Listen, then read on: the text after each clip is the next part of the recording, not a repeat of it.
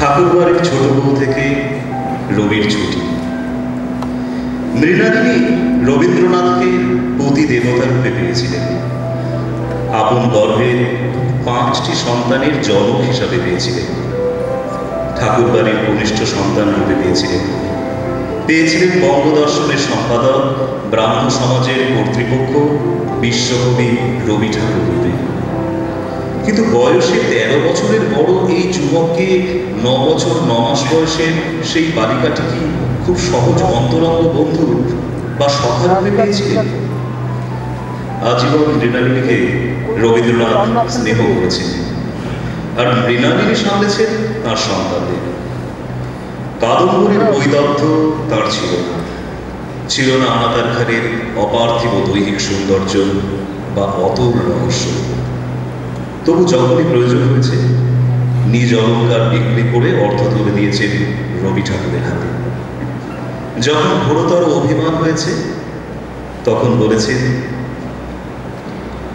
অল্প বয়সে আমি এসেছি এখানে, ভেসে গেছি জীবনের যৌবনের গানে। তুমি তো অনেক বড় প্রতিভার জোরে, আমাকে কি ভালোবাসো অভিনয় করে? আমার সর্বস্ব দিয়ে, আমাকেও দিয়ে নৈবেদ্য সাজাই আমি রক্ত মাংস দিয়ে। তোমার অনেক বিশ্ব, অনেক পৃথিবী, নতুন বৌঠান আর আদরের বিবি। আমার মধ্য বিশ্বময় বিউহলতা নয়, প্রাণের অন্তরে কিছু ভয় জাগে, ভয়। আমার নিজের আছে নিজের ভুবন, সংসার সামর্থ্য আর শান্ত গৃহকোণ। সন্তানেরা শিশু খুব, দেবদূতেরা। দাম্পত্যে সংসারে আমি নিত্য দিন ঘেরা। তোমাকে কি ছুঁতে পারি আশ্চর্য পুরুষ? অনুরাগ বুকে চলে ধিকি ধিকি তুষ। তুষের আগুন চাপা গার্হস্থ্যের কানে তোমাকে বেঁধেছি আমি প্রাত্যহিক টানে। যে টানে টেনেছি সখা গৃহিণী ঘরণী, প্রেন্ত জীবন স্বামী, প্রেন্ত মরণী। বিবাহের মন্ত্রে ছিল আকুতির রূপ, ভালোবেসে সমর্পণে করে আছি চুপ। শিশু সন্তানেরা শুধু মুখ চেয়ে আছে, মৃত্যু এসে দাঁড়িয়েছে মাথাটির কাছে।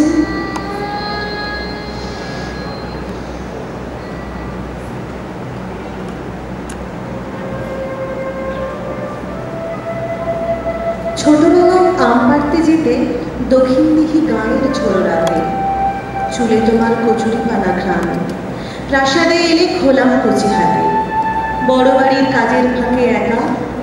রবি ঠাকুর দূরে থাকেন কাজে, ছুটকি বউ তলিয়ে যান শুধু বিবিকে লেখা চিঠির ভাঁজে ভাঁজে। ইন্দিরার মেধার উত্তাপে রবি ঠাকুর খুঁজে বেড়ান আলো। পাঠ পড়লেন মৃণালিনীর ঘরে সবসময় মন লাগে না ভালো। জোড়া সাঁকোয় সেলাই দহে বোটে সঙ্গী ছিল কিশোর বলু ঠাকুর। পথ হারালে বালিয়াড়ির মাঠে ভাগ্যে বলু সঙ্গী ছিল ঠাকুর। সেসব দিনে তোর ভিতরে জমি লুকিয়ে জাগে গোপন চারুলতা। বলু কি তোর অমল হতো, ফিস ফিসিয়ে ওঠে এমন কথা। সেলাই দহে যখন বোটে একা, গায়ের বুড়ো বুড়ির দল এসে রূপকথার গল্প শোনায় তোকে। যত্ন করে লিখিস খাতার শেষে। কোথায় গেল রান্না লেখা খাতা? কোথায় সেই রূপকথার ঝুলি? কোথায় তোর যত্নে লেখা চিঠি? হারিয়ে গেছে তোমার চিহ্নগুলি। রবিবাবুর পাঠানো সব চিঠি তুই কিন্তু যত্নে রেখেছিলি। দেরাজ খুলে হঠাৎ রবি ঠাকুর খুঁজে পেলেন স্মৃতির ঝিলিমিলি। বৃহৎ সংসারের তরঙ্গলীলার মধ্যে রবীন্দ্রনাথ মৃণালিনীর কাছে প্রত্যাশা করেছিলেন এক সংযত নিঃশব্দ প্রীতির জন্য। তিনি মৃণালিনীকে বললেন, তাকে সুখী করার জন্য ভাই ছুটি যেন বেশি চেষ্টা না করেন, আন্তরিক ভালোবাসাই যথেষ্ট। ভাই ছুটি, আজ ঢাকা থেকে ফিরে এসে তোমার চিঠি পেল। জানি তুমি আমার জন্য অনেক দুঃখ পেয়েছ। এও নিশ্চিত জানি যে আমারই জন্য দুঃখ পেয়েছ বলে হয়তো একদিন তার থেকে একটা উদার আনন্দ পাবে। ভালোবাসায় মার্জনা এবং দুঃখ শিকারে যে সুখ, ইচ্ছা পূরণ ও আত্মপরিতৃপ্তিতে সে সুখ নেই। আজকাল আমার মনের একমাত্র আকাঙ্ক্ষা এই যে আমাদের জীবন সহজ এবং সরল হোক, আমাদের চতুর্দিক প্রশান্ত এবং প্রসন্ন হোক, আমাদের সংসার যাত্রা আড়ম্বর শূন্য এবং কল্যাণপূর্ণ হোক।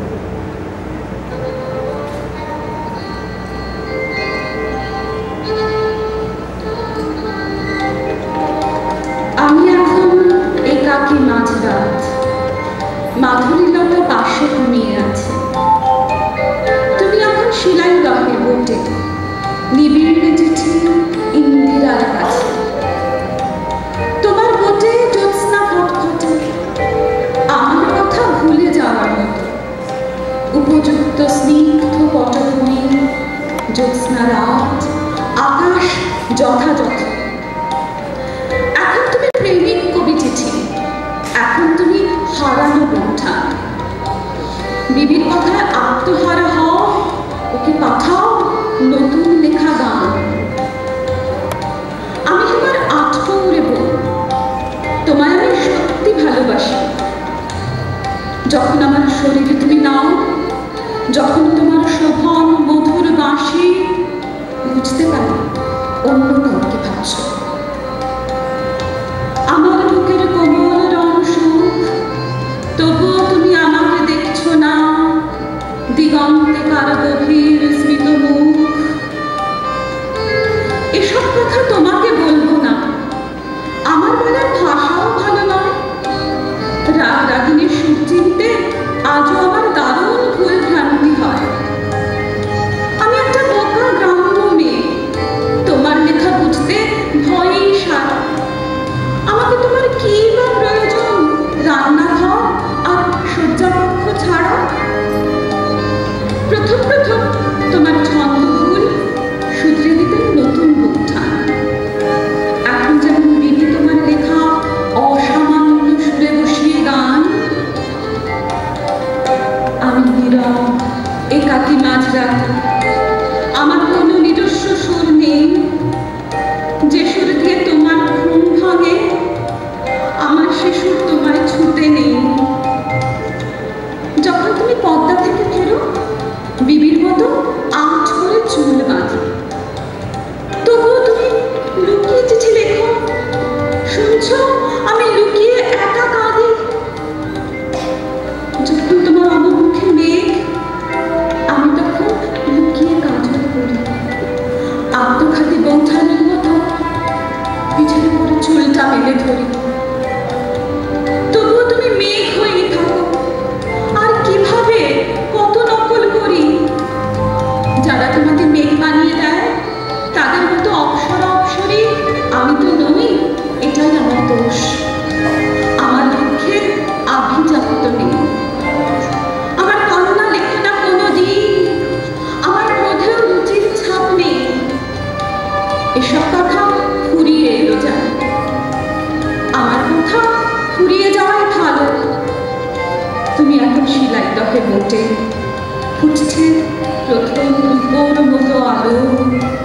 তুমি এখন শিলাইদহে একা, ফুটছে প্রথম রূপোর মতো আলো। ভাই ছুটি, আজ শিলাইদহ ছাড়ার আগে তোমার চিঠিটা পেয়ে মন খারাপ হয়ে গেল। অসন্তোষকে মনের মধ্যে পালন করো না ছোট বউ, ওতে মন্দ বই ভালো হয় না। প্রফুল্ল মুখে সন্তুষ্ট চিত্তে, অথচ একটা দৃঢ় সংকল্প নিয়ে সংসারের ভেতর দিয়ে যেতে হবে। আমি নিজে ভারী অসন্তুষ্ট স্বভাব, সেই জন্য আমি অনেক অনর্থক কষ্ট পাই। কিন্তু তোমাদের মনে অনেকখানি প্রফুল্লতা থাকা ভারী আবশ্যক, নইলে সংসার বড় অন্ধকার হয়ে আসে। যা চেষ্টা করার তা যতদূর সাধ্য করব, কিন্তু তুমি মনে মনে অসুখী অসন্তুষ্ট পেয়ে থেকো না ছুটি। জানতো ভাই, আমার খুঁতখুঁতে স্বভাব, আমার নিজেকে ঠান্ডা করতে যে কত সময় নির্জনে বসে নিজেকে কত বোঝাতে হয়। তা তুমি জানো না। তুমি আমার সেই খুঁতখুঁতে ভাবটা দূর করে দিও, কিন্তু তুমি আবার তাতে যোগ দিও না যেন। তোমার রবি।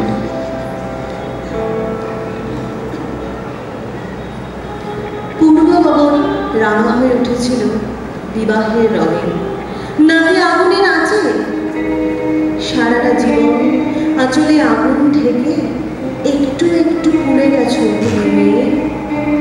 আসলে আগুন প্রেমেরও অপর নাম। আত্মা পুরুষ আহুতি চাইছে বলে মেয়ে হতে পারো। বিদ্যুৎ খরসান একবার নয় নিজেই উঠতে জ্বলে। বড় বাড়িটার এমনই অকুল মোহ, নাকি শিল্পের আঙুলে বাজার স্বাদ? যে মহাশিখর দেখে স্তম্ভিত লোকে, কেন হলে তারে দুপায় অতল খাদ? অথবা মৃত্যু সুখীর ছদ্মবেশে বঞ্চনা দিত অলক্ষণের মতো। জীবন দেবতা নাই হলো যদি প্রিয়, কেন সংসার, কেন শিশু বারব্রত? যে হয় সে হোক ভালোবেসে খরস্রোতা, সফর ফুরলে তুমি অন্তরে। শেষ রজনীতে রোগশয্যার পাশে তুমি গোজাগুলি একলা মৃত্যুতে।